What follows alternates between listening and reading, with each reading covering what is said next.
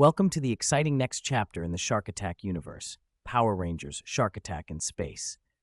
In this intergalactic sequel, the year is 2035, Earth's tides are shifting, and the moon may no longer be a silent partner. In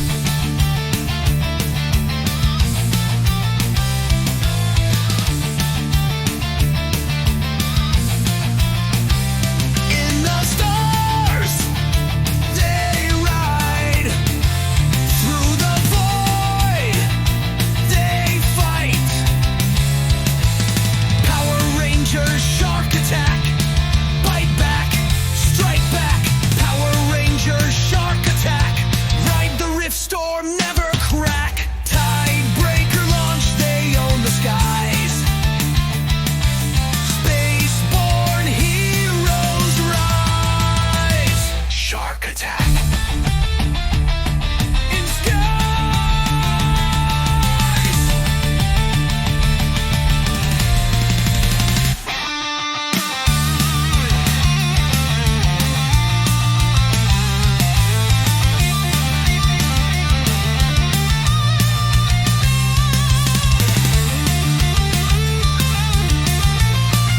Go.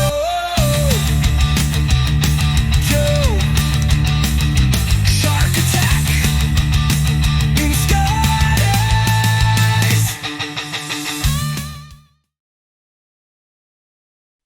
The oceans are restless. Waves rise too early, or not at all. Entire shorelines vanish beneath glassy floods. Whirlpools form in open water, then collapse without a trace. It isn't storms. It isn't tectonic. It isn't natural. Something is pulling at Earth's oceans. But it isn't coming from Earth. Deep in Oceanside, beneath a quiet city built on salt, surf, and steel, the Tidal command base goes on high alert. Inside the Central Operations Chamber, Dr. Alvin Jackson reviews yet another tide model shattered by new data. Around him, screens flicker with red indicators, pressure drops, lunar drift, gravitational anomalies. None of it makes sense until he finds it. A pulse. It hides just beneath the baseline, a subtle but repeating wave embedded in lunar gravity patterns. He isolates it, slows it down, and there it is, unmistakable. Morphing grid energy. Jackson leans back and folds his arms. It isn't just a spike, it's rhythmic, intentional. The moon is calling to something, or something is calling from it. Behind him, Chief Commanding Officer Joe Romano enters, already scanning the readings. So it's not Earth after all, he mutters. Jackson gestures to the pulse display. No, it's coming from the dark side of the moon, and it's not just residual. This is structured, alive. Romano looks closer. Is that? Jackson answers before the question is finished. A shard from a Morphon Crystal. Romano doesn't pause. Then we launch Project EXO. Project EXO, short for Exploratory Operations, is Tidal's first ever off-world response initiative.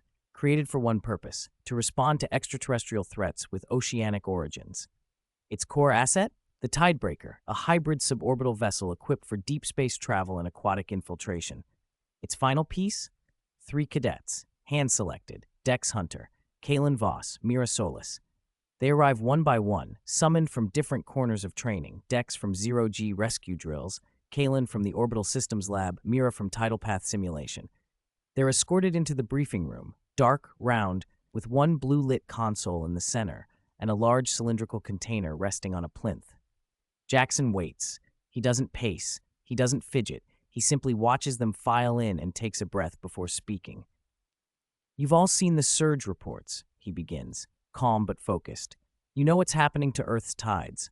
What you don't know, until now, is where it's coming from. He turns the console, revealing a rotating 3D map of the moon. A red pulse pulses beneath the surface. This is a Morphon Crystal shard, active and growing. Dex leans in. A Morphon Crystal? I thought Tidal neutralized them all. Kalen cuts in, quiet and precise. Not neutralized, contained. There could have been unaccounted fragments. Mira stares at the display. And it's affecting the oceans? Jackson nods. Something about the shard's frequency is syncing with the moon's gravity. It's pulling Earth's oceans off axis. And if it keeps building like this, we're looking at permanent tidal collapse. Floods that never recede. Currents that never settle. No way to stabilize life along any coast. He steps aside, tapping the container. With a soft hiss, it opens, revealing 3 gauntlet-like devices mounted on glowing charging plates. These are cosmomorphers, powered by orb bites, energy cores attuned to each of you individually. Dex raises a brow. Wait, morphers? You're saying this is... Jackson nods again.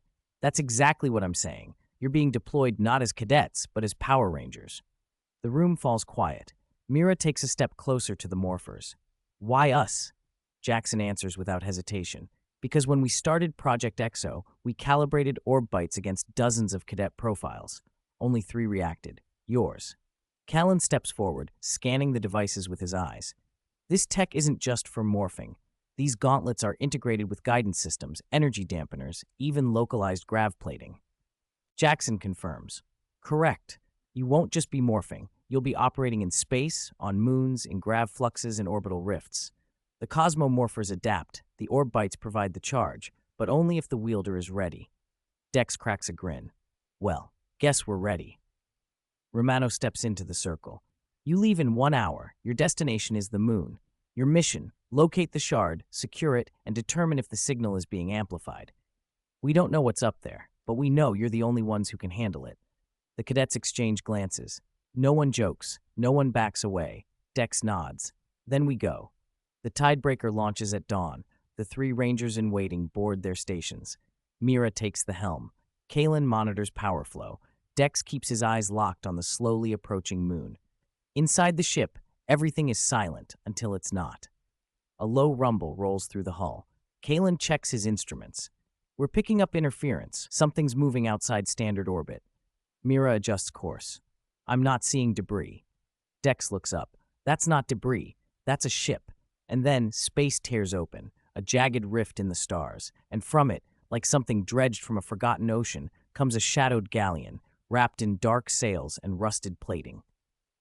The ship turns toward them, and a voice comes through the comms, rough and sea-worn. Thought the stars had forgotten me, but the tide always returns, and I'm still sailing it. The galleon fires. The tidebreaker takes the hit, systems fail, thrusters go dark, and the ship is ripped from orbit. They fall. Hard, through the rift, beyond the moon, and crash into something cold, cracked, and unknown. When they crawl from the wreckage, they see it written in the sky. This is Neptune's moon, Trident, and they are not alone. The ice shifts, the ground begins to rise, creatures form, made of cosmic sediment, forged from energy and stardust. They aren't alive, but they aren't dead either. Mira's voice is soft. What are they? Kalen replies, scanning with his gauntlet. Constructs, gravity-formed. They're pulling dust from the impact field. Dex clenches his fists. Monsters. Doesn't matter what they're made of. The creatures charge. A voice bursts through their comms, clear, familiar, commanding. Alvin Jackson. Cadets, the time has come. Activate your orb bites and insert them into the cosmomorphers, reciting its wake phrase, Ride the Riftstorm.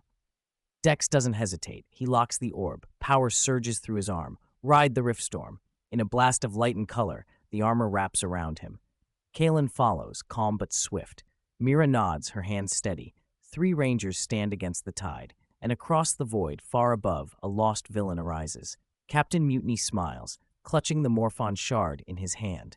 He raises it to the stars and growls, Swabbies, the time has come for me to take my revenge. But first, I'll need a team of loyal servants. Take the shard to the Sanzu River. Bring me Octoroo. Thanks for tuning in to Power Rangers Shark Attack in Space. Join us next time as the Rangers continue to grow their space shark powers and face even greater interstellar challenges.